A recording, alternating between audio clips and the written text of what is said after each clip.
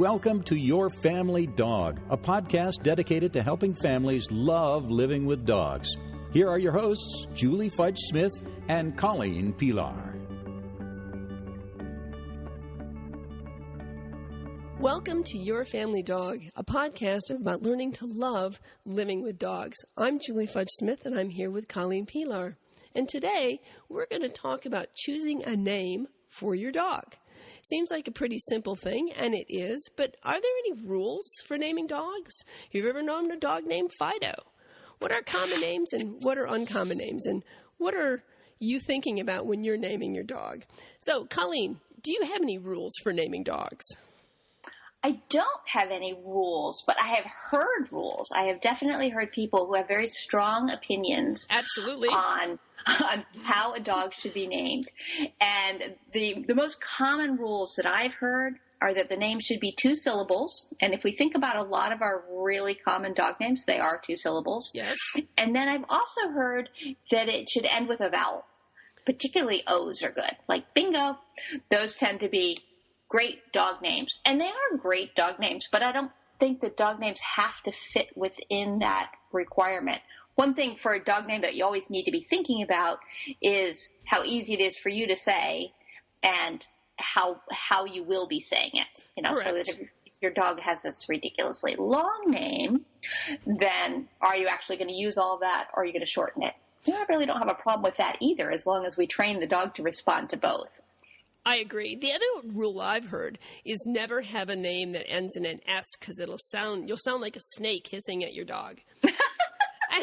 And I was like, okay, except how often do you say yes? And the dog just doesn't get upset. So I'm not too worried about my dog mistaking me for a snake. I hadn't heard that rule. Yeah, I heard that one several times, and I'm never quite sure what to say to that, except that I really don't think my dog thinks I'm a snake. I think he kind of knows the difference between the thing that wiggles into his pond and me. So we'll see. Have you ever known a dog named Fido? I haven't. I think it's so funny when people talk about Fido and Rover and if you're just coming up with a generic dog name, it seems like those two are the ones we go to. And I've had one Rover in 25 years of training dogs and no Fidos, a couple of dogs named Dog, which I personally find a little bit sad, but no too. Fidos. How about you? Have you had a Fido or a Rover? Yes, we had a Fido who lived behind us for several years, and he was I loved Fido. He was a great little Jack Russell Terrier, and we have a retaining wall between us and our neighbors, and they're above the retaining wall. So Fido would prance back and forth along the top of the retaining wall going rah, rah, rah, rah, rah, rah, rah, at my dogs. And then every once in a while he'd slip and he'd fall off the retaining wall into the mulch. And then he would kind of go, oh, sorry, didn't mean anything I said on the wall. Would you mind putting me back up there? So we'd put him back up and he'd shake off and then he'd go, fa, fa, fa, fa, fa, fa, fa, fa. So I loved Fido. He was a great dog. And in fact, I think I had another Fido, and both have been here in Granville. So I find that kind of interesting. But other than that, no, I've never met a Rover. So, yeah, we always... It is interesting that those are the 2 names that we sort of use as our go-tos for generic dog names, and yet they're really not common at all. No, they're not. And I don't know why that is. There's something cultural about it. I would be interesting to find out the etiology on those names, but it's not at the tip of my tongue. So I found that probably like kids' names, dogs' names cycle between common and uncommon names.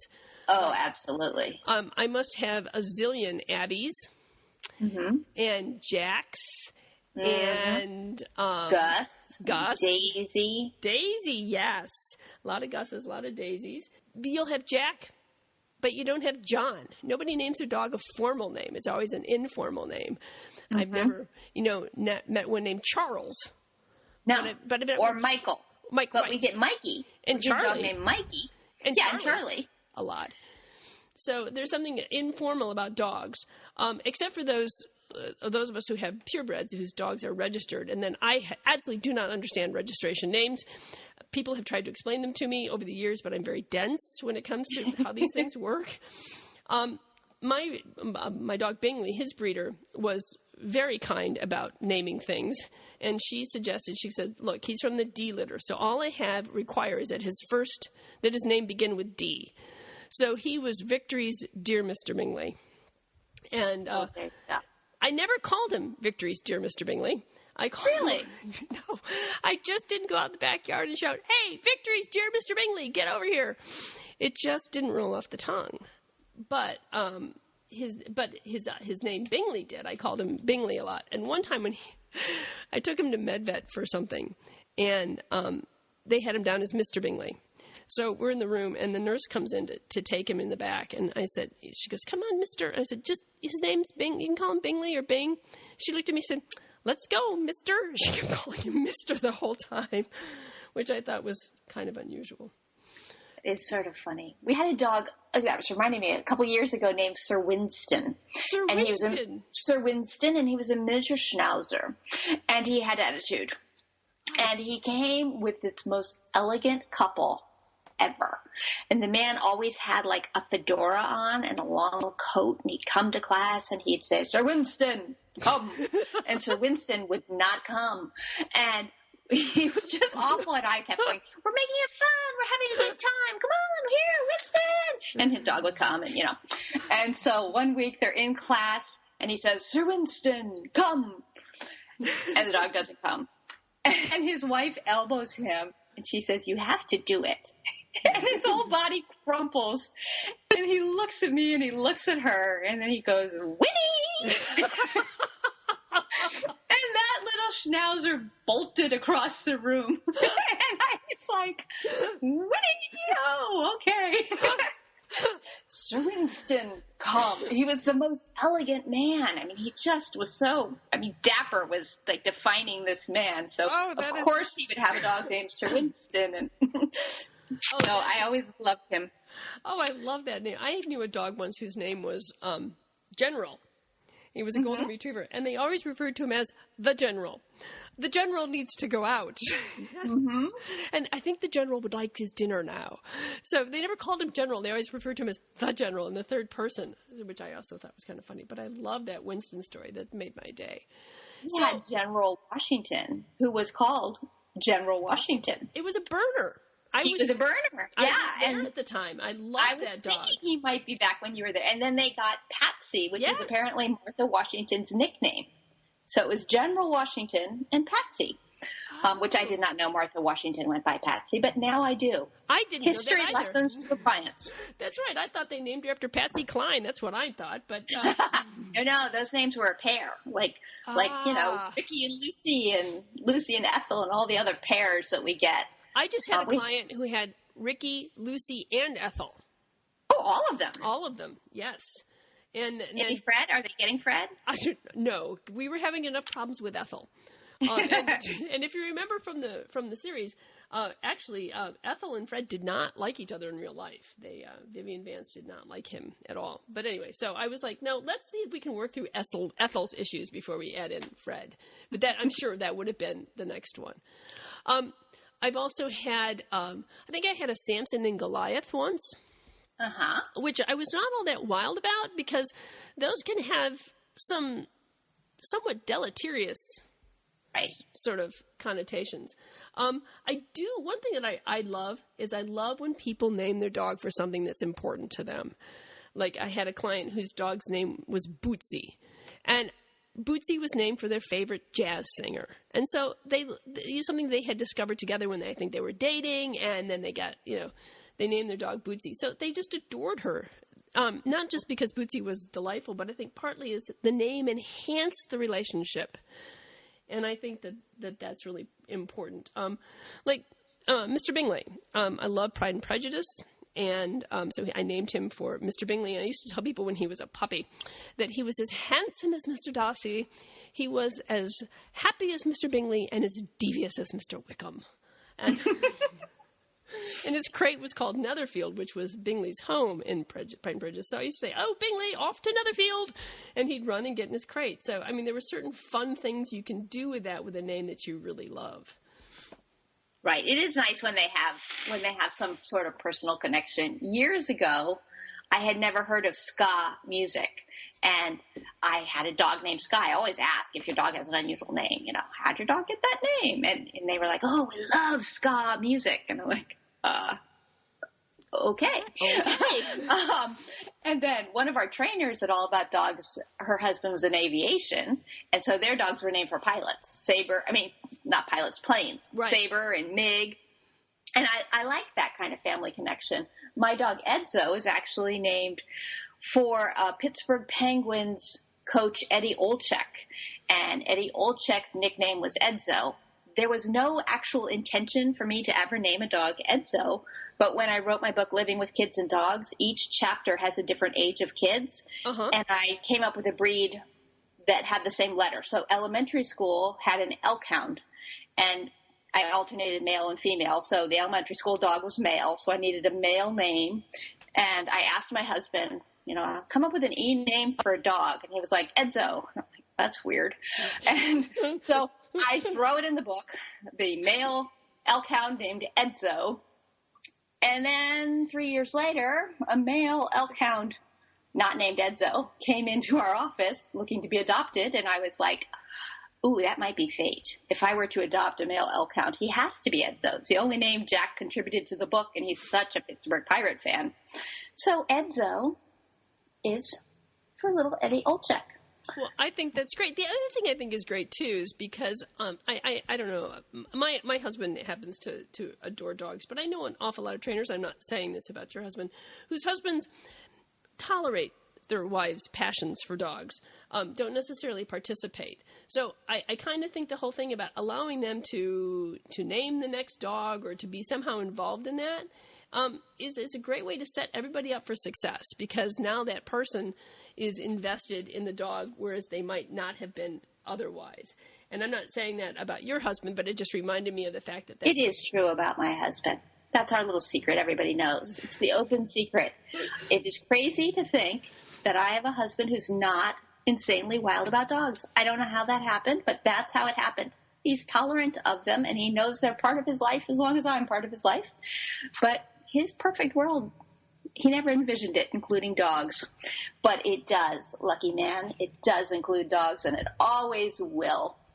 Yes. Well, I am very fortunate because my husband does share passions for dogs, and I've always felt I was very grateful for that. So when it came, like, for example, to naming his dog, Buckley, it was completely up to him, but he happens to be a lawyer whose specialty is campaign finance and election law. And one of the probably definitive cases in election law is Buckley v. Vallejo. So that's how Buckley got his name. He was named for a lawsuit. Well, and the person who brought the lawsuit, which was James Buckley. So things like that. So it just made, it was very endearing to have that as sort of an overlap of one part of your life to another. Yes. Now I'm picturing him out in the backyard yelling Buckley v. Vallejo while you're yelling, what victories, dear Mr. Yes. That Smith family is so odd. Do you hear them? What are they shouting about? One of the things that I do, and I mentioned a bit earlier, is I do like to avoid names that could be a negative connotation to your dog, such as Chaos or Killer, or named after one of the really awful... Cujo. Yeah. Right. Because Menace. Innis? Menace. Oh, Menace. I'm like, Innis? Did you not like somebody named Innis? No. Right. Or if some of the awful, like, Roman emperors, which I've run into a few of those, and it doesn't have to necessarily color the way in which you look at your dog, but I think oftentimes it does. And the other thing is I also think it makes it much more difficult for the owner to feel as though the dog is trainable, because he's got this name. He's got this Chaos. How can I train Chaos? And so even if, the name was labeled as a joke, I think it sets you up for an entire way of looking at your dog that I'm not sure sets you or the dog up for success. So Right. Because we want names to be endearments. We want names to be your best side, like what we love about you kind of thing, that the name brings joy to your mind when you think of it. And chaos doesn't really bring joy to my mind, or killer or Cujo or any of those. So, the names that just make you smile tend to be the really wonderful ones. But I also agree that you had mentioned earlier about, remember, how are you going to use it? Because one of the things I think about the poor man having to say, Winnie! Think of a name that you don't mind saying in public. Mm-hmm. Or you don't mind calling, I had a friend whose dog's name was Honey. And I got to tell you, the husband hated going out in the yard yelling for honey. It just, really set him off the wrong way. He just yelled, dog. Okay. I might have found a middle ground there. But that's an interesting thought. I hadn't really thought about the discomfort of yelling honey in one's backyard. But or if that is something that's going to bother you, that is certainly something to take into account. Because, yes, you do need to be comfortable saying your dog's name and communicating with your dog and not being embarrassed by that. I also don't really have a problem if, you are with someone who has named their dog something floofy that you don't want to yell in your backyard, that you come up with a nickname or a fun word that just means come, So you don't have to call honey. You could just have a magic word that means cookies are appearing by the back door now. Yes. Speaking of which, Zuzu, this is my new dog Zuzu, and the reason I named her that is because It's a Wonderful Life is my absolute favorite movie, and has been since I was about 9 years old, and I just love the name Zuzu. I think it's just really funny. And so somebody looked at me and said, oh, is she your Zuzu's Petals? And I went, yeah, she's kind of my Zuzu's Petals. Zuzu's a great name. What's interesting is I've had a bunch of dogs named Zuzu. And in It's a Wonderful Life, there's 4 kids, right? I have no idea what the other children's names are. But Zuzu is the one that has stuck with us. And it is the one that people sort of gravitate toward as a special, sweet, adorable thing. So I think Zuzu is a terrific name for your dog. Oh, well, thank you. She came with the name Sweet Pea, but I found myself sort of tripping over it all the time, saying Sweet Pea. It just didn't roll off the tongue, and Zuzu held such a special spot in my heart for me. And I just kind of thought I wanted to give her a name that was special for her and I. Now, I thought about naming her Dory from Finding Nemo, because she's a real groaner, and she sounds like she's speaking whale, just like Dory. But I hesitated on that because I thought that there could be some negative connotations with that. So as funny as that character is, she's also very spacey, and she's very flighty. And Zuzu is a young dog who has needs to learn to focus more. I didn't want to brand her as being completely flighty. Right. So that was another reason why I decided not to go with Dory, but to go with Zuzu, which just evokes sort of sweetness and light, which is what I want for her. Sometimes I have clients who come with a dog who was given a name that they don't particularly like, and they're not comfortable with the idea of changing it. And I think it's okay to change a dog's name. I mean, the first thing I say to people is, do you have a nickname for anyone in your life? Do you have somebody you call Honey? Do you have somebody you call anything other than the name that they were given at birth? And they're like, well, yeah, sure, of course. I'm like, well, do they answer? Well, yeah. Okay, so we can have different names for different relationships. But another thing to be really aware of is if that dog came from another home and had that name, how do we think the name was said in the previous home? So if the dog's name is, Coco, and all the dog ever heard was, Coco, Coco, get off the couch, Coco, no, Coco, do you want to keep Coco, or do you want to switch to something else? So I think that there can be a real value to starting fresh with a nice name that cements your relationship, and I think it's totally fine, but it is something people worry about because, quite frankly, if someone decided that my name were going to be changed, I would have a little bit of an identity complex about that. So I can see why people think that, but I also think when we're just sort of establishing that this is a nice word that means you, it's okay to change them. I agree with you completely, and I often encourage owners to do that, especially if they really don't like the name the dog came with. It's like, then you are not going to like, it's going to affect how you see the dog. So change it to a name that you like. And I also, for exact same reasons, and I will tell people, and you know what? A lot of dogs will have multiple names. I was just thinking, like Bingley was Bing or Bing Boo or Bingers or Bingo Ringers or what the heck. That was and when he was a puppy, it was no Bingy. And there was one time as an adult, I said, "Oh, no Bingy," and he looked at me like, "But that was my puppy name. I didn't do anything wrong this time." So yeah, remember that you can have your dog can have a lot of names as well. I mean, Zuzu, I've only had her 2 weeks, and she's Zoozles and Zuzus and Zoos and all kinds of things. So yeah, very confused identity, but she's living through it. So I think for people, the big things to think about for names are that it's personally meaningful to you, that you like it, that it makes you happy, the sound of it makes you happy, and that it doesn't have any sort of connotations that would cause friction in your relationship with the dog. And then other than that, whatever you like. I once had a client who named his dog after a brand of muffler. I don't remember the exact name. It was something with a B. It was like Porsche or something. But he remodeled cars, and he thought those were the best mufflers, and it sounded like a good dog name to him. And I was like, great. It's a wonderful name. It's not a great name for my dog. It's a great name for your dog. That's right. So that's the thing. When you're choosing a name, it doesn't have to be the best name for all of our dogs. It has to be the best name for your dog. That's right. And, I also think it's okay. Like, Zuzu lived with us for about 4 days before I came up with Zuzu. I think it's okay to, live with the dog for a while and have the name come to you. I don't see any problem with that at all. I don't think that the instant you pick the dog up, you have to give it a name, especially if it comes with a name, I think. And if you give it a name and you decide you don't like it, you know what? You can change it, too. These things are all changeable. So I think that that's about all we have to say about names for dogs. I think so. It's a fun topic, and maybe it's pertinent because, of course, the holiday season is coming up, and there might be puppies coming home for Christmas, so give some people an idea about how to name their dogs. Yes.